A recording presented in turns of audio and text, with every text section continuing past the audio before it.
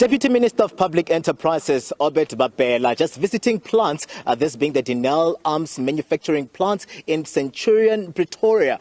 Today, this coming, of course, at a time when this company has been thrusted into the spotlight over that allegation that we saw being made yesterday by the US Embassy that there were arms manufactured from these plants just moving out of South Africa to support the Russian-Ukraine invasion. I'm going to bring into the conversation now Deputy Minister Obed Bapela, who'll just let us in on his visit here today and what he's managed to really experience out of these facilities that we have here. Minister, welcome to the SABC. Let us in on this visit here today.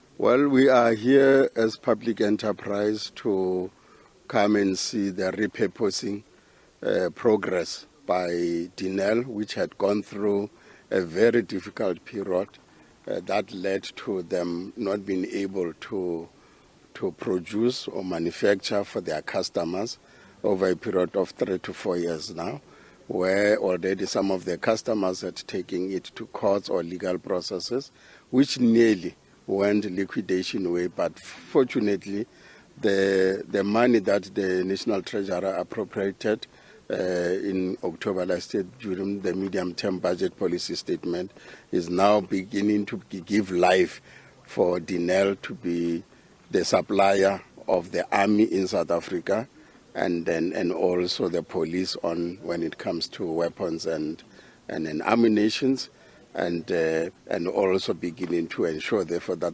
capabilities of South Africa are once more intact, and so that South Africans can feel safe that their country is well protected, because Denel is back on its feet and it will definitely be able to then supply and service the army to the fullest. And we know it's going to be a journey, but we hope that this is the beginning. And I'm coming to see also whether there's real production taking place. And I will be going to some plants where machinery is running, the workers are at work, and then they indeed now beginning to respond to now that they've got liquidity. And also to begin to look at our international market and then see those countries that we had contracts and we could not service, to renegotiate those contracts and beginning to see us selling to those countries. And you know, selling of the arms in South Africa is regulated by a body, interministerial committee, and other civil society people that are in that committee. So they always check whether we can sell arms to that country or not. And therefore Denel is governed by that particular issue as a state company, that it must not sell arms to rogue states, and it cannot do so.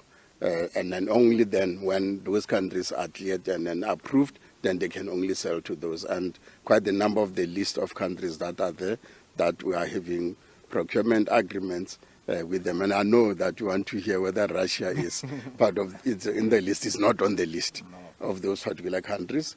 And because Russia, I think, is capable of producing their own arms themselves, and I know that you'll want to hear the story of the Lady R who docked in Simonstown, whether it did load anything. We don't know what the ambassador of United States information he has, and the president yesterday said to the nation that an inquiry will be entered into, where he's going to appoint a retired judge to go and investigate the allegations.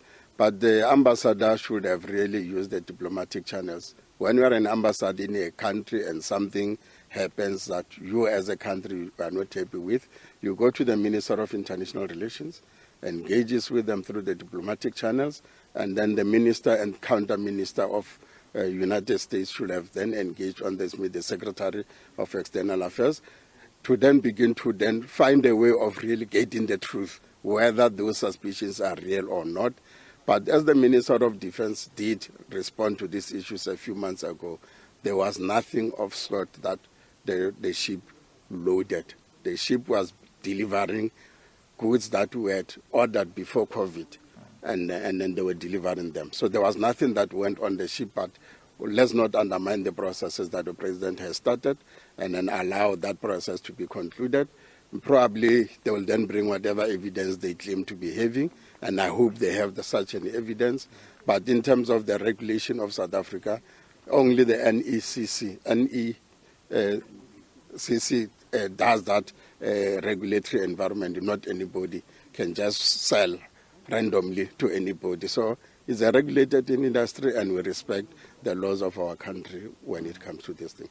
In the past, have there been some sort of an arrangement like this where we would see then Russia and South Africa trading arms, or this thing, or these allegations that we are seeing are new? Because also in the past then, there have never been such an arrangement where we'll see then Russia coming through to South Africa to get arms.